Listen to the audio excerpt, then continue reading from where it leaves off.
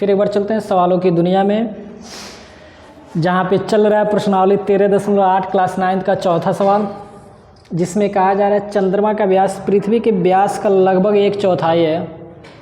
चंद्रमा का आयतन पृथ्वी के आयतन की कौन सी भिन्न है।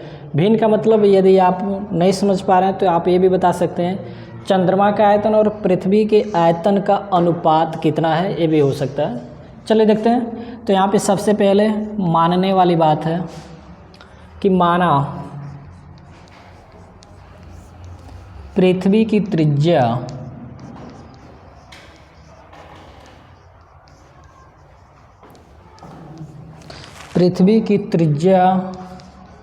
r सेंटीमीटर तथा पृथ्वी की व्यास, जब त्रिज्या r है तो व्यास हमारा 2r हो जाएगा क्योंकि त्रिज्या का दुगुना होता है। अब आते हैं प्रश्नानुसार। तो प्रश्नानुसार में कहा जाता है क्या कह रहा है कि चंद्रमा का व्यास, तो यहाँ पे हो जाएगा चंद्रमा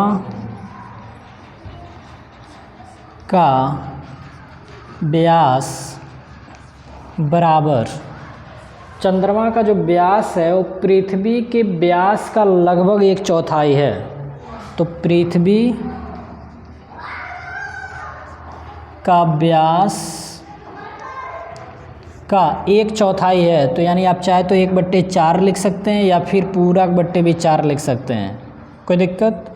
फिर अगली लाइन 1/4 गुणे पृथ्वी का व्यास कितना है 2r, 2 से 4 को काटेंगे तो यानी 1/2 इंटू r हो जाएगा, या फिर इसी को आप लिख सकते हैं r/2। ये सब क्या है तो चंद्रमा का व्यास है, तो हम चंद्रमा की त्रिज्या निकाल दे रहे हैं। तो चंद्रमा की त्रिज्या, तो त्रिज्या जो होती है वो व्यास की आधी होती है।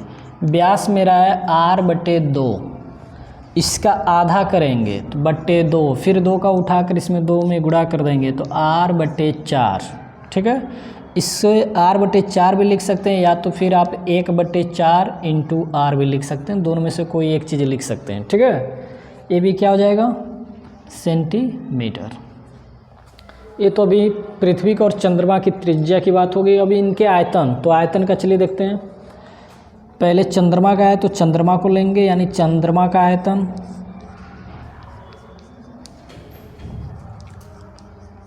बट्टे पृथ्वी का आयतन,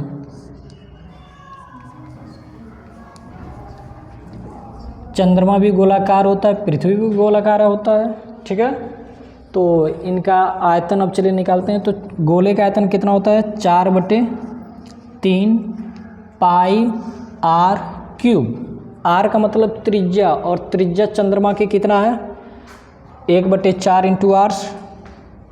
तो 1/4 इंटू r का क्या कर देंगे होल क्यूब, हो ना, क्यूब होता है ना। नीचे भी 4/3 पाई और r, पृथ्वी की त्रिज्या कितने मानी गई थी सिर्फ r, तो यहाँ पर हो जाएगा r³। अब यहाँ पे देखेंगे 4/3 पाई से 4/3 पाई कैंसिल हो जाएगा। फिर अगली लाइन यहाँ पे लिख दे रहा हूँ नीचे, बचा क्या तो 1 का क्यूब करेंगे 1, 4 का क्यूब करेंगे हो जाएगा 64, और r का क्यूब करेंगे तो r³, नीचे बट्टे में भी हो जाएगा r³। अब r³ से r³ कैंसिल हो जाएगा, बचा कितना तो 1/64, ठीक है। यही उसका भिन्न होगा और यही आपका आंसर हो जाएगा। नोट करेंगे इसमें।